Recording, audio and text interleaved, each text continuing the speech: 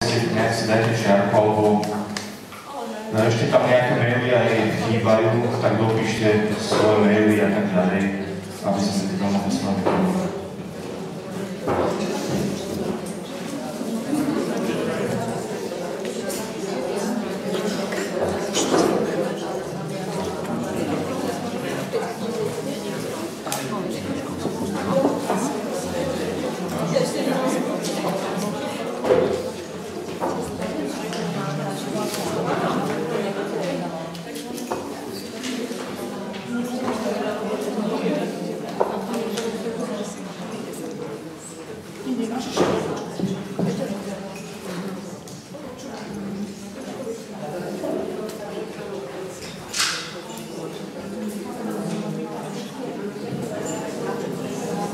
Mene Otca i Syna i Ducha Svätého.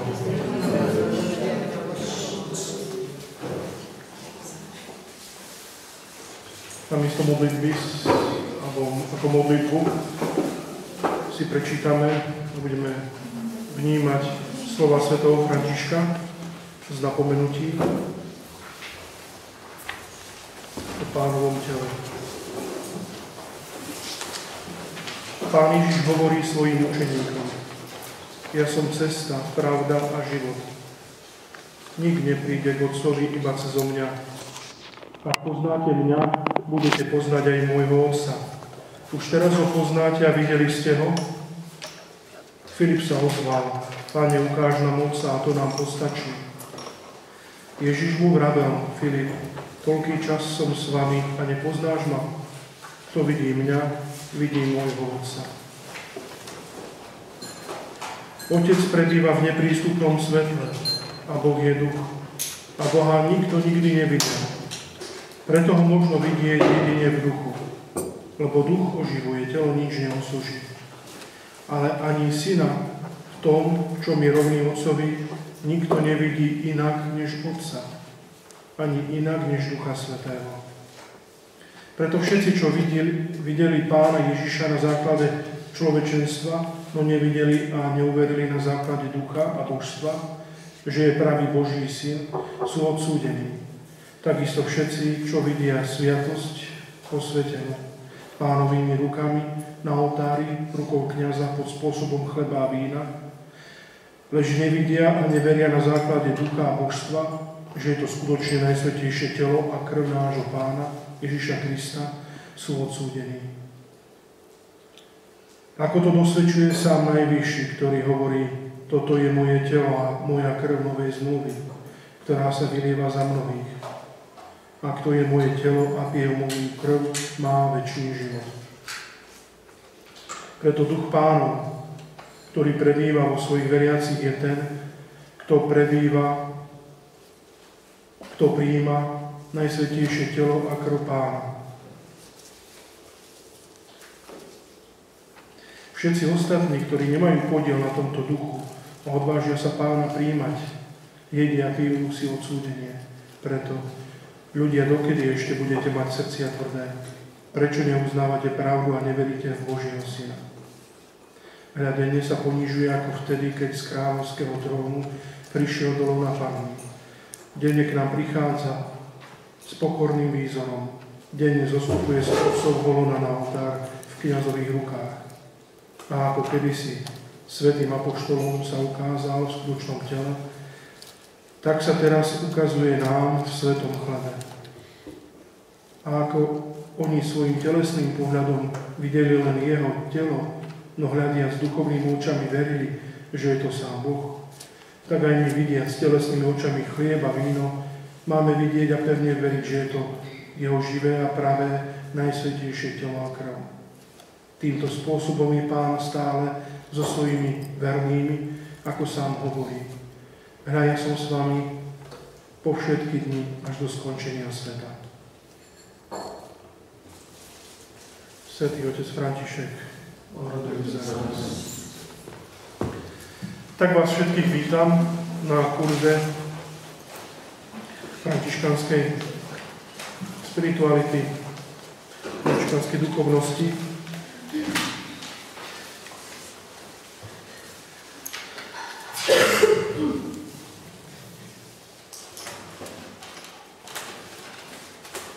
Mnohých z vás poznám, a možno aj väčšinu, alebo všetkých, možno, neviem, sme sa už stretli.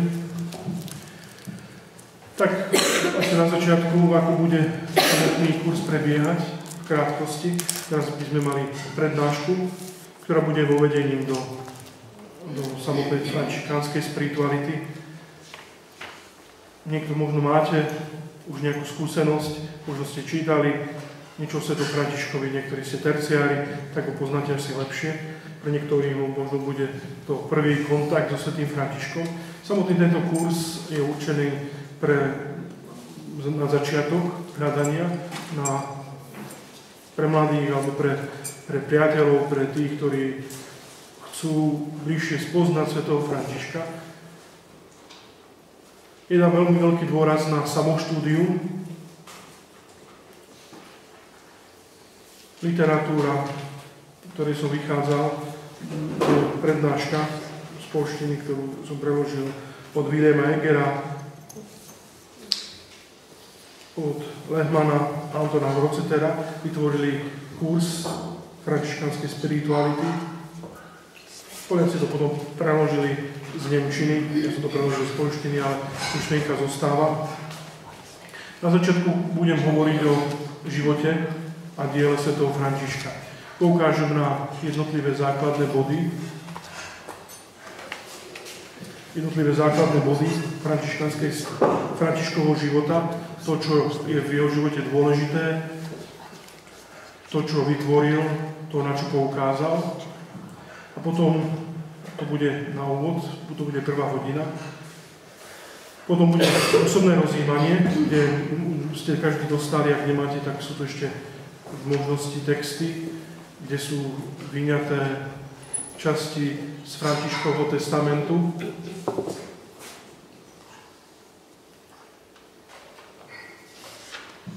Pardon, riešime problém so svetlom, lebo ešte tam je taká čierna maska. On by videl cez to plátno. Vidíš plátno?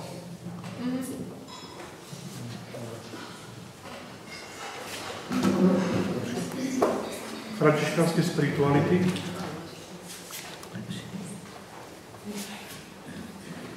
Máte texty, ktoré sú z testamentu svätého Františka Veľkého, to vlastne toho, ktorý napísal na konci života, Asienského, ktorý napísal v ťažkej chvíli, kedy si myslel, že zomiera. S tým budete pracovať, máte tam aj návod, potom vám môžete vysvetliť bližšie počas rozjímania. Potom po tomto rozjímaní, ktoré bude individuálne, bude vyhodnotenie. To, čo ste pracovali, tak budeme sa o to krátko porozprávame, poviete nejaké svoje svedectvo, nejaké zážitky. Máme na to obmedzený čas, tak nebudeme môcť až tak veľmi dlho rozprávať. Ale potom bude práca v skupinkách ako tretí bod. Tam budete pracovať s ďalšími františkanskými textami, ktoré sú zo zrkadla dokonalosti. Niečo poznáte františkanské pramene, františkanských prameňov je viacero textov, je mnoho životopisov. A to budete poznávať postupne. To teraz pre vás nie je až tak veľmi dôležité. Na konci bude tiež spoločné vyhodnotenie, modlitba a o 1 hodine by sme mali končiť.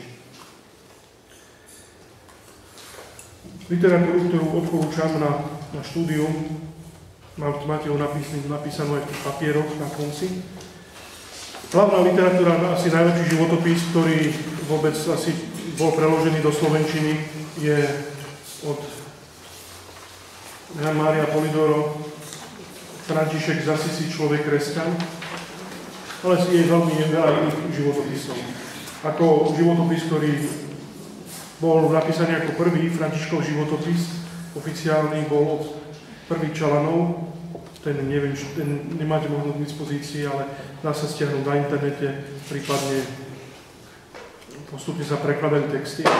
Nejaké texty preložené, možno by sme mali v slovenčine, v češtine sú určite aj vydané kapucínmi. V češtine celé františkanské pramene sú. V češtine, Kaj si mi hovoril, že v češtine sú františkanské pramene. Dám k dispozícii aj knižku, ktorú si môžete v priebehu dňa pozrieť, ktoré vlastne, kde je Assisi, umenie, dejiny cez stáročia, kde sú nejaké jednotlivé fresky a nejaké historické obrazy zo života svätého Františka.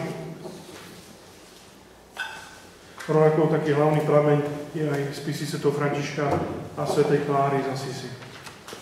Ale hovorím, že je veľmi veľa životopisov už o svätom Františkovi.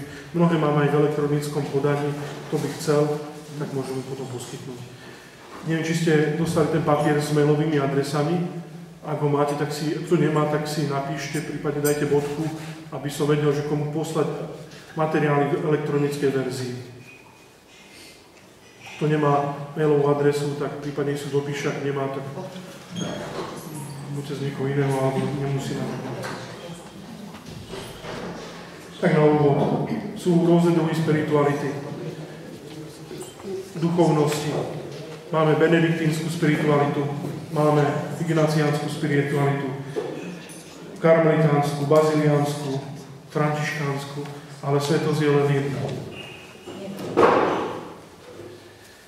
Musíme vždy rozmýšľať medzi pojmom svetosť a duchovnosť. Duchovnosť je cesta. Cesta, po ktorej kráčame spôsob. Sú to ako šaty. Ale samotná svetosť je to stretnutie s Kristom. Postupná realizácia jednotlivých víziev života a evanjelia. Tento obraz, ktorý som vám tu predmietol, je údajne pravá podoba svätého Františka. Neviem, či to je pravda. Namalovali ju istý maliar počas Františkovho života, keď bratia mali stretnutie v Peružii, na ktorom sa svätý František zúčastnil, tak vtedy nakreslili, namalovali jeho podobizeň. Postupne bratia to premalovali, rozdávali ako obrázky a tá samotná podobizeň sa stratila a prednedávnom našiel jeden z takých tých obrázkov, ktoré vydali Jakub Rafaela. Boli v Ríme pre tento obraz, ktorý mali bratia niekde schovaný v depozite, o ktorom ani nevedeli. Tak toto je jedna z najstarších podob svätého Františka, ktorá bola namalovaná za jeho života. Či presne takto vyzeral, to vám z istotou neviem povedať. Ale jeho je namalovaný viackrát v mnohých podobách.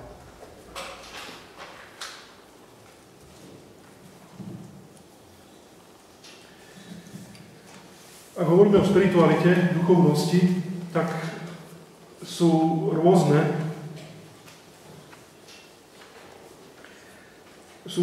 zložky, ktoré definujú a ktoré určujú, čo je vlastne spiritualita, ako vzniká. V prvom rade je to samotná osoba zakladateľa. V našom prípade svätého Františka. Jeho život, jeho odkaz, jeho dielo, jeho inšpirácia, ktorú dostal na základe Ducha Svätého, keď ho povolal Kristus.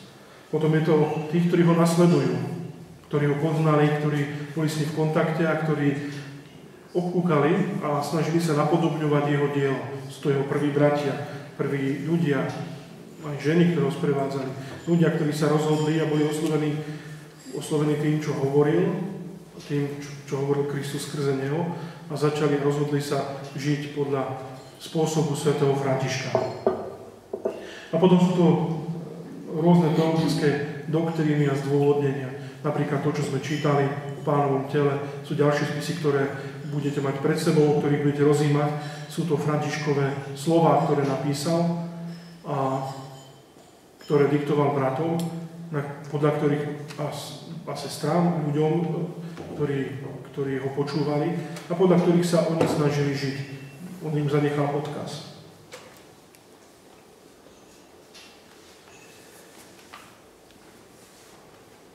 František nemôže byť bez tých svojich nasledovníkov, rovnako ako on je potrebný pre nich, tak oni sú potrební pre ňu, k jeho vysvetľovaniu. Súčasné tieto svedectvá bratov a sestier sú veľmi potrebné. V čom je zvláštny život svätého Františka? Už som to načrtol v kázni, kde som hovoril, že ten výrok svätého Bonaventuru, že keď vzdychol a povedal, milujem život svätého Františka. Ale pre Bonaventuru nebol život svätého Františka cieľom, ku ktorému sa snažil dostať počas nejakých asketických cvičení. Pre ňu bol počiatočný bodom. On si akoby nasadol na ten vozík alebo voz, alebo na ten bicykel svätého Františka a cestoval za Kristom. Je to spôsob pozerania komentárov. Svätý František to, čo zdôrazňuje, o tom, čo hovorí, tak tým chce povedať a poukázať na Krista. František je živým komentárom s prítomnením Evanjelia. František sa nerozhodol žiť len nejakú jednu časť z Evanjelia. Nerozhodol sa žiť a venovať sa malomocným, alebo len malomocným. Nerozhodol sa venovať len ohlasovaniu Evanjelia, alebo len misiám, napríklad medzi Saracénmi, ale chcel žiť Evanjelium. O tom začína hovorí aj v regule. Náš život je život žiť Evanjelium nášho Pána Ježiša Krista. A keď pozrieme na život svätého Františka, tak on nám vysvetľuje, čo to znamená to Evanjelium. Že nemáme knihu, ktorá to vysvetľuje, ale máme Františka, jeho životný príklad, ktorý je komentárom Evanjelia.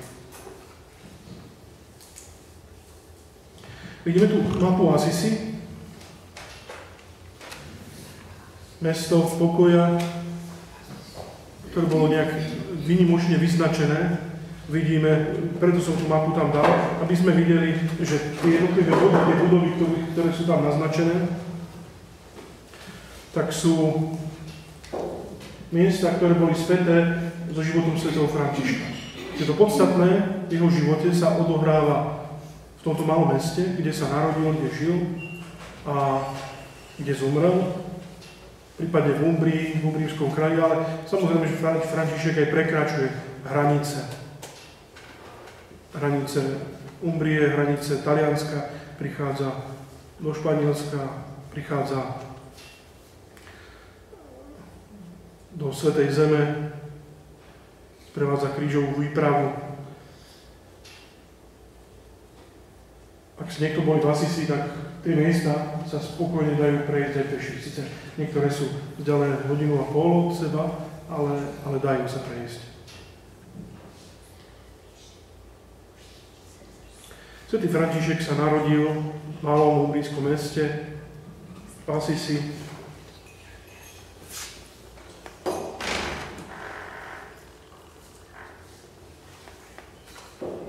Tieto texty budem vám pošlať potom aj elektronicky a budem tam ešte aj čosi viacej. V malom umbrijskom meste v Asisi, v manželstve Bernarda a pani Piky.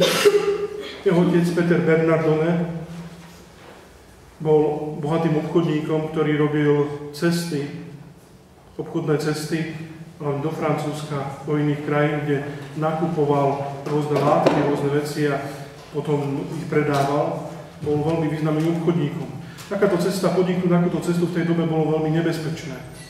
Vieme, že vtedy po mori sa plaviť nedalo, lebo more obsadili Saracéni, tak tieto obchodné cesty možné neboli, bez toho, aby tam človek nepadol do zajatia, tak využívali cestu po súši. Tieto cesty boli ale pretkané mnohými zbojníkmi, lupičmi, ktorí tam striehli na obchodníkov a ktorí neváhali aj bojovať a zabíjať.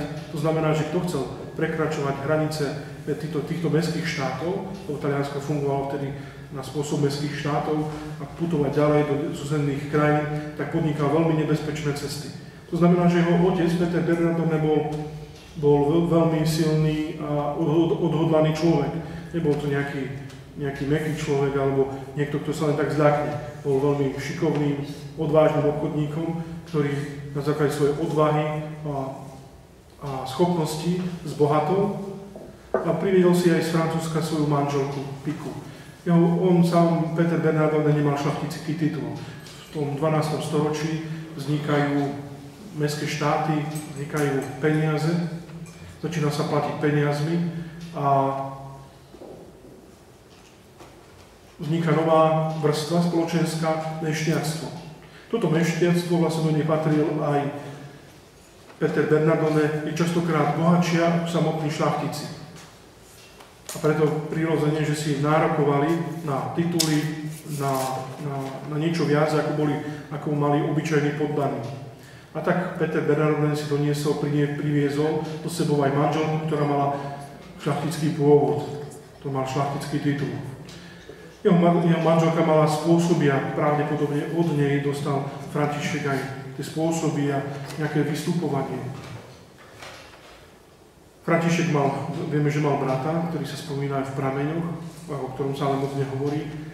František mal spôsoby a bol veľmi šikovným obchodníkom.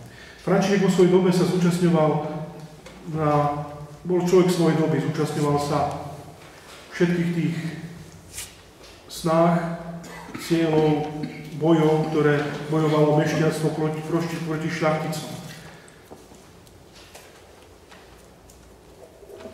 Toto sú jeho rodičia, jeho otec a matka. Matka dlhším, kde si tu reťaz, to drží, o tej ešte budem hovoriť.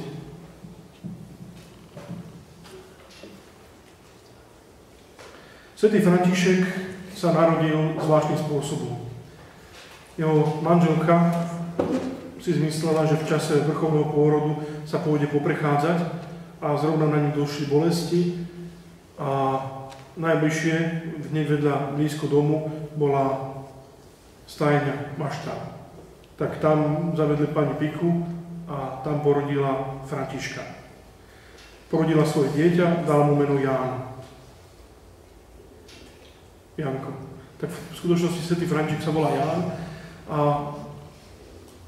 v tomto sa podobá, a často to životopisy aj zdôrazňujú, že sa podobá životom na Pána Ježiša. Že ako Pán Ježiš sa narodil tiež v Betléme, v maštali, že František sa narodil v maštálke.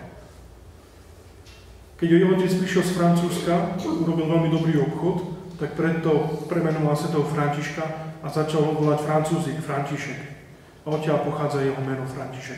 To mu zostalo na celý život. Celý život ho potom volali František.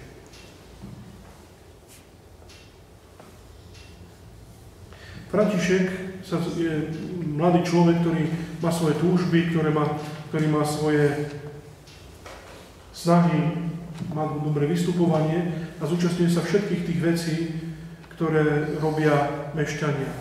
Oni sa vzbúrili proti šľachticom, a v tej dobe nad Asisi bola veľká pevnosť, ktorá sa volá Roka a myšlenia, ktorí sa zbúrili proti vláde týchto šľachticov, vyhnali nemecké vojská, ktoré vtedy vládli v tejto pevnosti.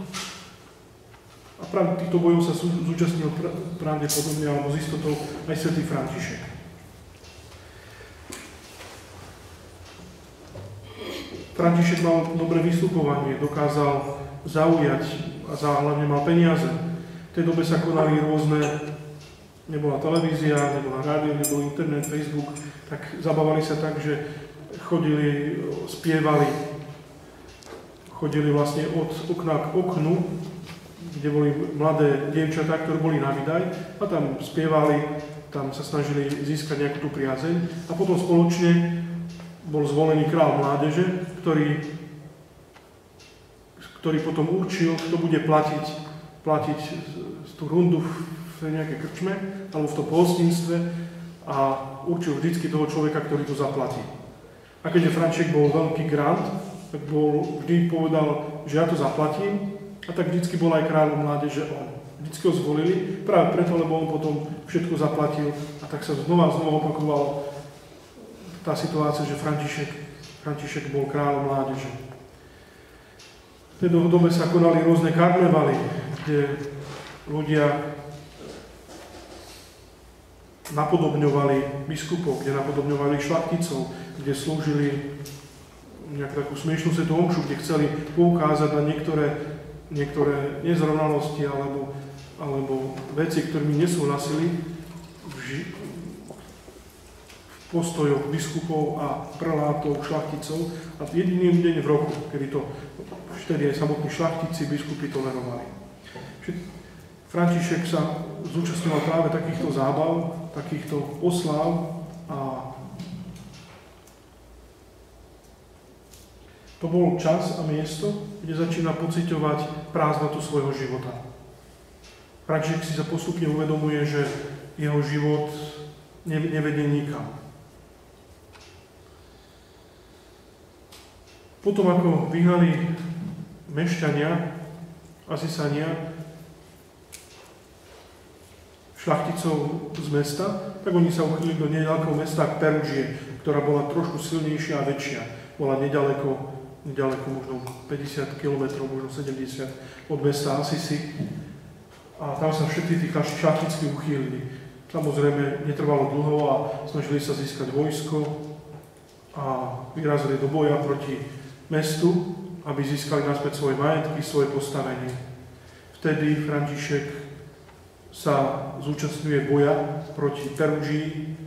Samozrejme, Asisi prehráva a mnohí z týchto bojovníkov, včetne svätého Františka, sa dostávajú do väzenia.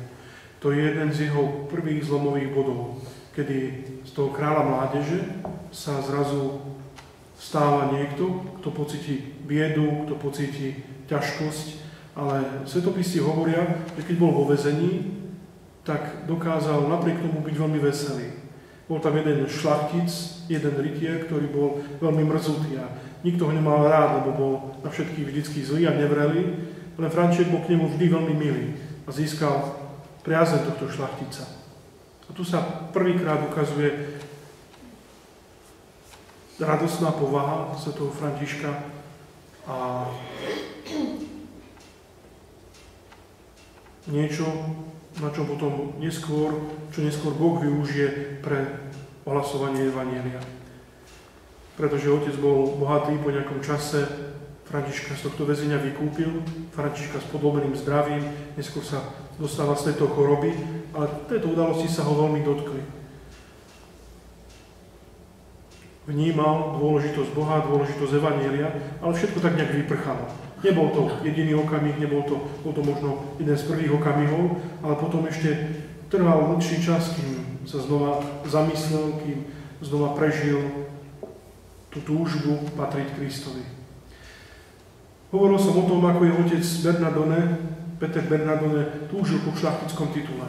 Videl o Františkovi, že má spôsoby, že má talent obchodný a že by bol vhodný na to, aby získal tento šľachtický titul. A preto ho aj finančne veľmi podporoval.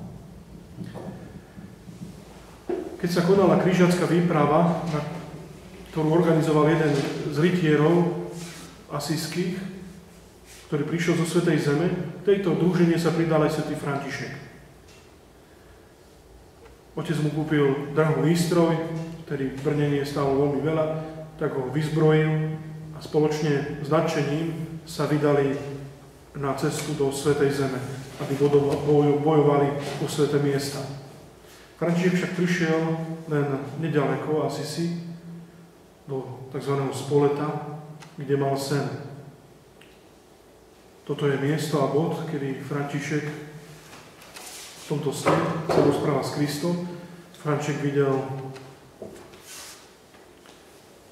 veľký dom, v ktorom bolo veľmi veľa brnení, veľmi veľa zbroje a pýta sa, že komu tá zbroj patrí.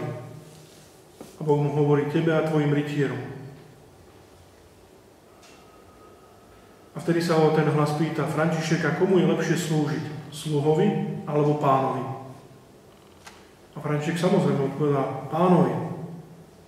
A tento hlas mu hovorí, prečo teda slúžiš sluhovi? František pochopil, že ten hlas, ktorý mu hovorí, bol Ježiš Kristus a vracia sa zo Spoleta domov. Bola to obdobie hanby. Toto je socha, ktorá je nad chrámom svätého Františka v Asisi. Znázorňuje práve svätého Františka, ktorý sa vracia z boja, ktorý sa vracia z tohto Spoleta v hanbe, lebo začali všetci na ňu poukazovať, lebo taká nejaká jeho povýšenosť a tá snaha, ktorú mal získať šľachtický titul a všetko, čo do neho otec vložil, tak vyšlo na vnívoč. A nastávajú dva roky temnoty, ktoré František prežíva. Venuje sa obchodu, prežíva rôzne udalosti a 2 roky prežíva temnotu, chodíva sa modliť na odľahlé miesta v blízkosti mesta, hlavne kostolík svätého Damiána, a v blízkosti boli rôzne